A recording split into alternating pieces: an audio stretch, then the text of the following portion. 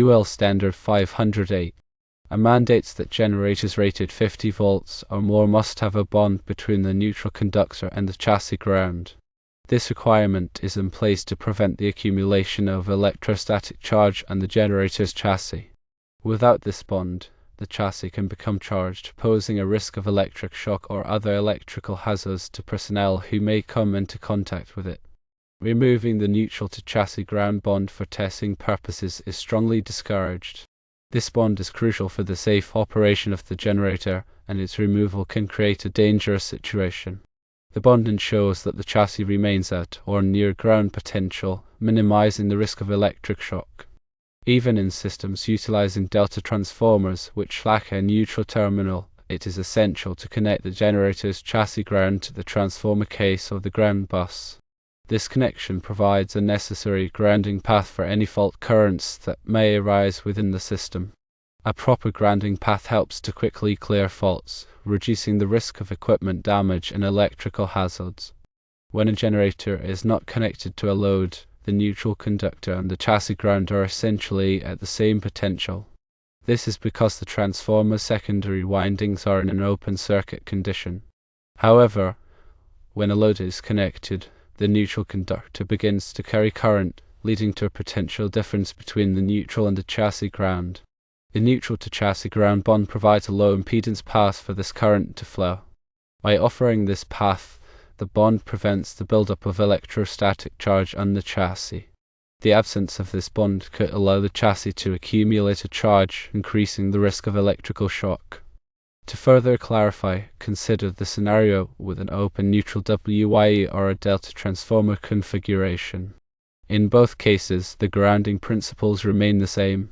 The generator's chassis must be connected to ground, and the neutral conductor, when present, must be bonded to the chassis. This ensures a safe and reliable electrical system. Now let's delve into the technical aspects in greater detail. Firstly, the purpose of grounding is to provide a low impedance path for fault currents to return to the source.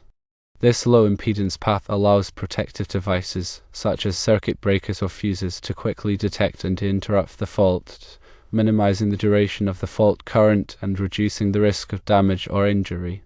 Secondly, bonding is the process of connecting non-current carrying metallic parts of an electrical system together to create an electrically conductive path. This path ensures that all bonded parts are at the same potential, reducing the risk of electrical shock if a fault occurs. Thirdly, the neutral conductor is the return path for current in a single-phase or three-phase alternating current system. It is typically grounded at the source to provide a reference point for voltage. Now consider some practical examples. 1. In a generator supplying power to a building with a WYE connected transformer, the neutral conductor of the generator is bonded to the generator chassis, and the chassis is connected to the building's grounding electrode system. This ensures that the generator, the building's electrical system, and the earth are all at the same potential.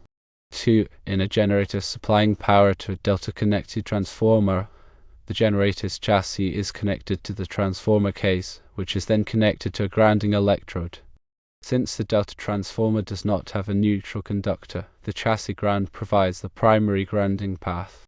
3. If a fault occurs in the generator, such as a short circuit between a phase conductor and the chassis, the fault current will flow through the grounding path back to the source.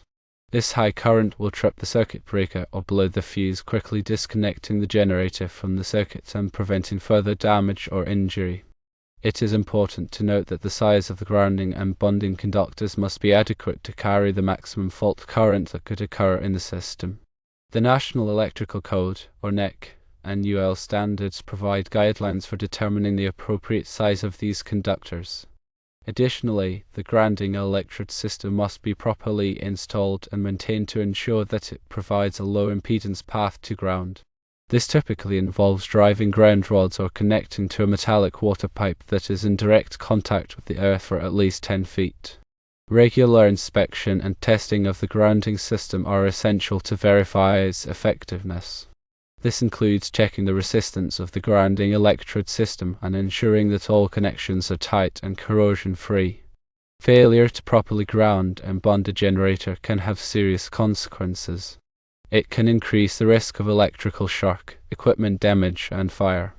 In addition, it can violate electrical codes and standards, leading to fines and penalties. Therefore, it is crucial to follow all applicable codes and standards when installing and maintaining generators. Always consult with a qualified electrician or electrical engineer to ensure that the grounding and bonding system is properly designed and installed. Let's examine the role of UL 508 in more detail. This standard covers industrial control panels, including those used with generators. It specifies the requirements for the design, construction, and testing of these panels to ensure their safety and reliability.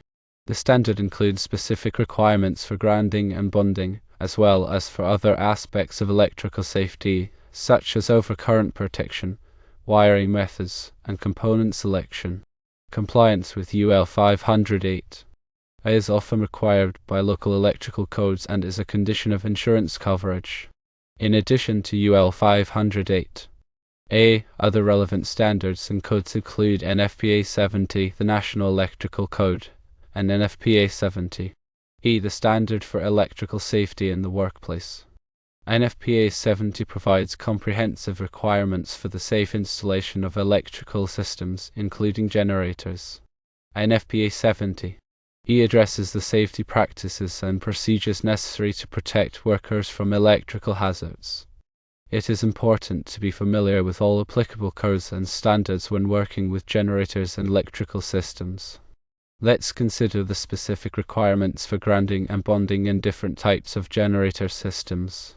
In a permanently installed generator system, the generator is typically connected to the building's electrical system through a transfer switch. A transfer switch allows the building to be switched from the utility power to the generator power during a power outage. In this type of system, the generator's neutral conductor is typically bonded to the generator chassis, and the chassis is connected to the building's grounding electrode system. The transfer switch must be designed to switch both the phase conductors and the neutral conductor to prevent the possibility of circulating currents. In a portable generator system, the generator is typically not connected to the building's electrical system. Instead, it is used to power individual appliances or tools through extension cords. In this type of system, the generator's neutral conductor may or may not be bonded to the generator chassis depending on the design of the generator. If the neutral is not bonded, the generator must be used with a ground fault circuit interrupter, or GFCI, to protect against electrical shock. It is also important to ensure that the generator is properly grounded by connecting it to a grounding electrode, such as a ground rod. Now, let's discuss the importance of proper testing and maintenance of generator grounding systems. Regular testing should be performed to verify the integrity of the grounding connections and to ensure that the grounding electrode system is providing a low impedance path to ground. This testing can be performed using a ground resistance tester, which measures the resistance between the grounding electrode and the earth. The resistance should be as low as possible, ideally less than 25 ohms. Visual inspection should also be performed to check for loose connections, corrosion, and other signs of damage. Any problems that are identified should be corrected immediately. Maintenance of the grounding system should include cleaning and tightening connections, replacing corroded or damaged components, and ensuring that the grounding electrode is properly maintained. This may involve driving additional ground rods, or replacing the existing ground rod if it is corroded or damaged. In conclusion, proper grounding and bonding are essential for the safe and reliable operation of generators. By following the requirements of UL 508, NFPA 70, and other applicable codes and standards, you can minimize the risk of electrical shock, equipment damage, and fire. Always consult with a qualified electrician or electrical engineer to ensure that your generator system is properly grounded and bonded. Now let's dive into some specific technical details. Firstly, grounding electrode conductor sizing. The size of the grounding electrode conductor, which connects the generator's grounding system to the grounding electrode, is determined by the size of the generator's conductors. Table 250.66 in the NEC provides guidance on sizing the grounding electrode conductor based on the size of the service entrance conductors or the equivalent for a generator. Secondly, equipment grounding conductor sizing. The equipment grounding conductor, which connects the non-current carrying metal parts of the generator and connected equipment to the grounding system, is sized based on the overcurrent protective device protecting the circuit. Table 250.122 in the NEC provides guidance on sizing the equipment grounding conductor based on the rating of the overcurrent protective device. Thirdly, bonding jumper sizing.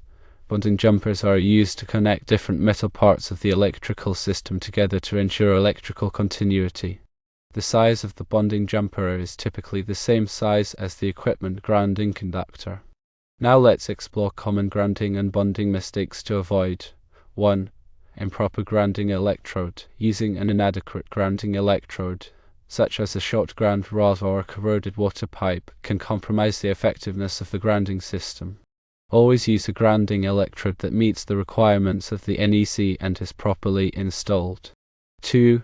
Loose connections. Loose connections in the grounding and bonding system can increase resistance and reduce the effectiveness of the grounding path. Regularly inspect and tighten all connections to ensure they are secure. 3. Undersized conductors. Using undersized grounding and bonding conductors can limit the amount of fault current that can flow through the grounding path, increasing the risk of equipment damage and electrical shock. Always use conductors that are sized according to the NEC and UL standards. 4. Neglecting to bond metal parts. Failing to bond all non-current carrying metal parts of the electrical system together can create a potential difference between these parts, increasing the risk of electrical shock. Ensure that all metal parts are properly bonded together. Now let's discuss some advanced grounding techniques. Firstly, impedance grounding. Impedance grounding involves connecting the neutral of the generator to ground through an impedance such as a resistor or a reactor. This limits the amount of fault current that can flow during a ground fault, reducing the risk of equipment damage. Secondly, solidly grounded systems. In a solidly grounded system, the neutral of the generator is directly connected to ground. This provides a low impedance path for fault currents, allowing protective devices to quickly clear faults. However, it can also result in high fault currents, which can damage equipment. Thirdly, ungrounded systems. In an ungrounded system, the neutral of the generator is not connected to ground.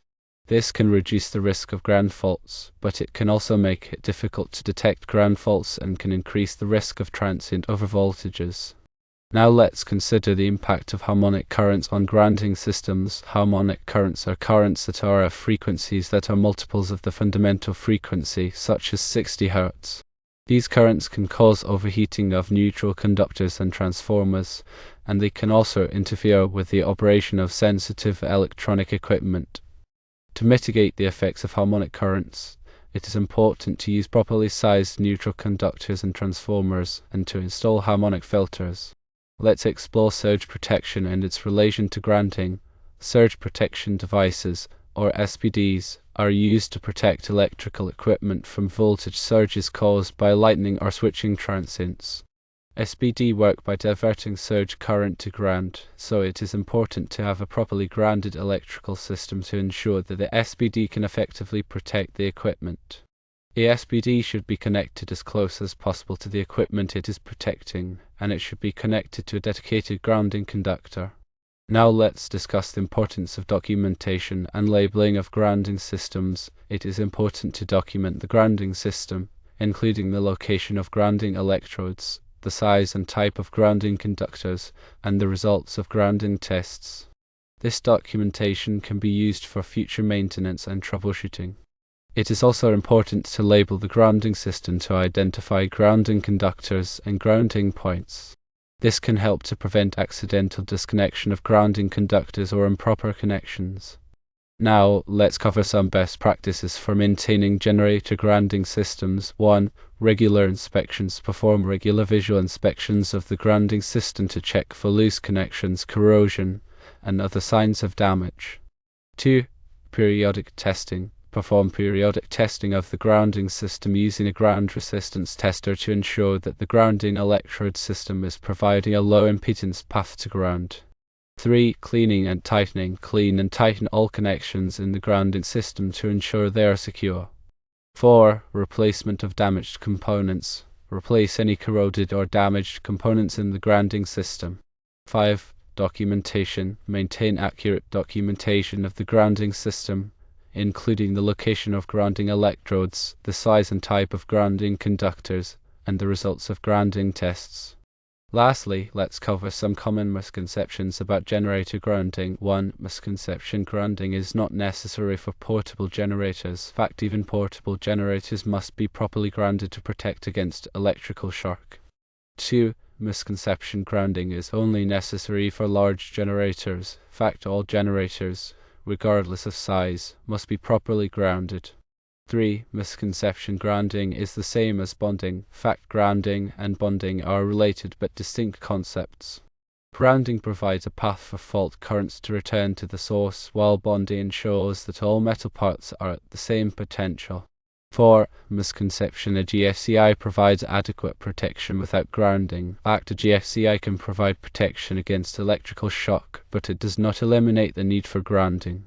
Grounding is still necessary to provide a path for fault currents to return to the source. By understanding the principles of generator grounding and following best practices, you can ensure the safe and reliable operation of your generator system.